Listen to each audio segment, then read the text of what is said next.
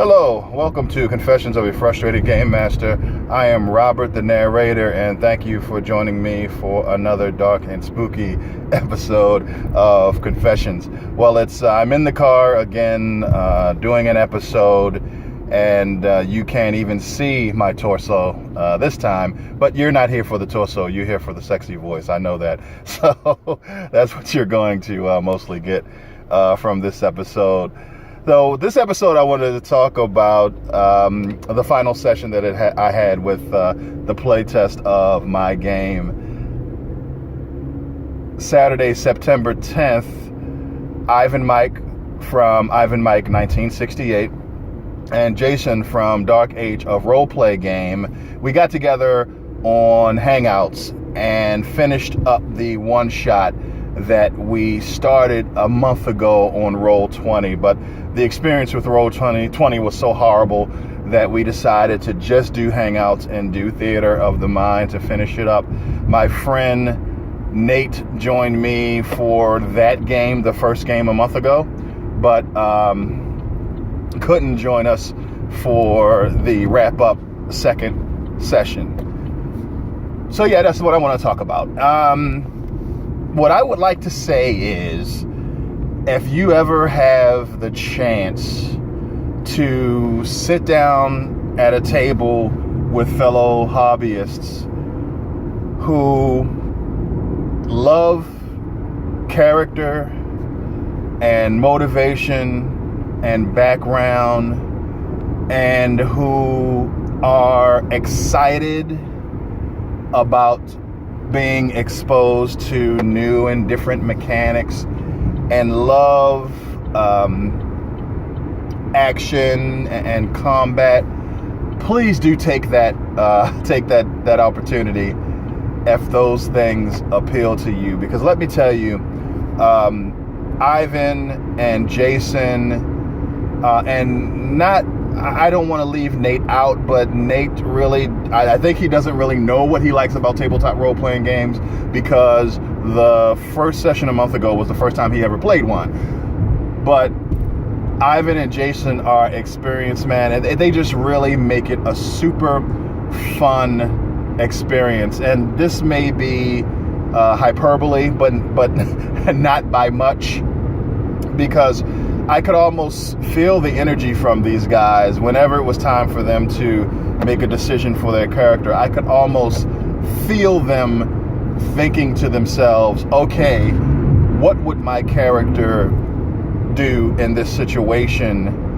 And not, okay, as a player, what do I think is the most strategic, tactical, mechanical thing for me to take advantage of, regardless of what my character's beliefs are and personality. So yeah, I just excuse me, I just think that was the energy I got from these guys, and it's really fantastic, because that's what I like. I, of course, am the narrator, so I love character, I love role playing, I love players who stick to their characters' motivations, and of course I love mechanics and rules, and those guys seem to feel that way as well, and it's so enjoyable, and I want to thank them for giving the game a try. It's really great to have two experienced players, as I've said before, who like rules, like games, to check my game out and see what their reaction to it was. As I suspected, the game can definitely,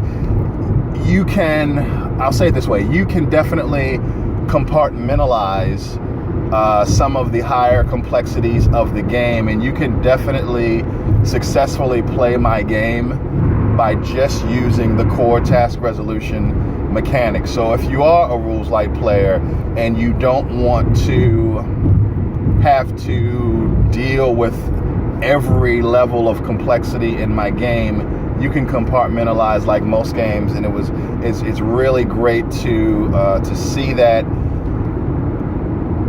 And I really appreciate those guys for their opinion and the great experience with role playing with them. So the 2 sessions I think were very successful. Those guys were able to save the day in the adventure that I put in front of them. Now, I definitely was erring on the side of caution with the number of bad guys and the power level. And of course, I'm still figuring those things out. I know that the numbers work, but now I'm fine tuning, how many NPCs at what level make a really hard challenge or is a really easy or moderate challenge. So I'm still figuring those things out, but I think I erred on the side of caution. No one in the game was knocked out of a combat until the last session, and a lot of the guys were pretty beat up by the time that they got there, but they played very intelligently. So maybe it was the right level of challenge, because the reason I say that is there were definitely chances in the adventure that the guys could have gotten into more combat. One of them would have been with townsfolk who were not really in their right minds, I'll say. And because these guys were really, they were good guys, they didn't want to hurt the townsfolk, so they kind of skirted around getting into a physical altercation with them. And then in another circumstance, they were dealing with an NPC who also was fighting off the effects of kind of not being themselves. And the way that it was set up is the NPC would warn them, please leave, please leave. And after a certain number of rounds, if they didn't leave, he would attack them as well. So they kind of took those hints. So maybe, I don't know, maybe I'll re-examine that. I think that they could have been, another PC could have been knocked out of a combat if they had not played so intelligently and been very heroic good guys who didn't want to just wantonly kill innocent people. So maybe I'll have to take a look at that.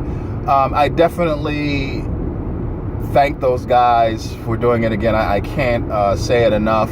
And some of the abilities that Jason's character had, he was playing a rogue. I want to pump those up, so I did get that information from the playtest, and it was just really fun. I definitely have the emails of a couple of other players from some of my friendly local game stores, and I wanted to contact them to do another round of play testing and maybe get a group, a steady playtest group, so I can get this thing finished up and finish development and start thinking about what the next steps are.